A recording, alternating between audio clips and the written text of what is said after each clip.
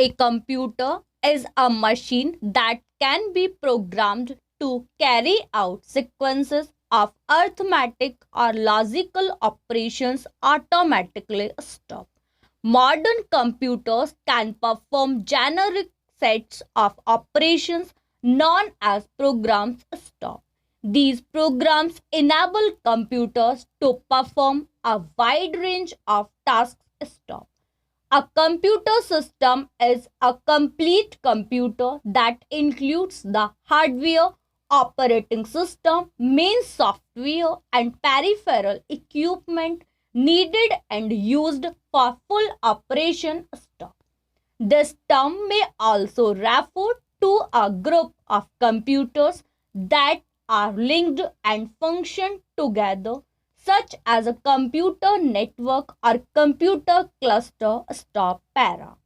A broad range of industrial and consumer products use computers as control systems. Stop. Simple special purpose devices like microwave ovens and remote controls are included, as are factory devices like industrial robots and computer aided design, as well as general purpose devices like personal computers and mobile devices like smartphones. Stop. Computers power the internet, which links hundreds of millions of other computers and users. Stop. Para. Early computers were meant to be used only for calculations. Stop. Simple manual instruments like the abacus have aided people in doing calculations since ancient times. Stop. Early in the Industrial Revolution, some mechanical devices were built to automate long tedious tasks such as guiding patterns for looms. Stop. More sophisticated electrical machines did specialized analog calculations in the early 20th century. Stop. The first digital electronic calculating machines were developed during World War II. Stop. The first semiconductor transistors in the late 1940s were followed by the silicon based MOS transistor and monolithic integrated circuit chip technologies in the late 1950s, leading to the microprocessor and the microcomputer revolution in the 1970s. Stop. The speed, power, and versatility of computers have been increasing dramatically ever since then, with transistor counts increasing at a rapid pace, leading to the digital revolution during the late 20th to early 21st centuries. Stop. Para. Conventionally, a modern computer consists of at least one processing element, typically a central processing unit in the form of a microprocessor, along with some type of computer memory, typically semiconductor memory chips. Stop. The processing element carries out arithmetic and logical operations, and a sequencing and control unit can change the order of operations in response to stored information. Stop. Peripheral devices include input devices, keyboards, mice, joystick, etc. Output devices, monitor, screens, printers, etc. And input output devices that perform both functions. Stop. Peripheral devices allow information to be retrieved from an external source, and they enable the result of operations to be saved and retrieved. Stop. Para. Charles Babbage, an English mechanical engineer and polymath, originated the concept of a programmable computer. Stop. Considered the father of the computer, he conceptualized and invented the first mechanical computer in the early 19th century. Stop. After working on his revolutionary difference engine designed to aid in navigational calculations, in 1833 he realized that a much more general design and analytical engine was possible. Stop. The input of programs and data was to be provided to the machine via punched cards, a method being used at the time to direct mechanical looms such as the Jacquard loom. Stop. For output, the machine would have a printer, a curve plotter, and a bell. Stop.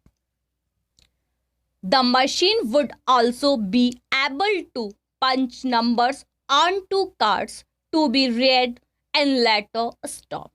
The engine incorporated an arithmetic logic unit control flow in the form of conditional branching and loops and integrated memory, making it the first design for a general purpose computer that could be described in modern terms as complete. Stop. The machine was about a century ahead of its time. Stop. All the parts for his machine had to be made by hand. This was a major problem for a device with thousands of parts. Stop. Eventually, the project was dissolved with the decision of the British government to cease funding. Stop. Babbage's failure to complete the analytical engine can be chiefly attributed to political and financial difficulties as well as his desire to develop an increasingly sophisticated computer and to move ahead faster than anyone else could follow. Stop.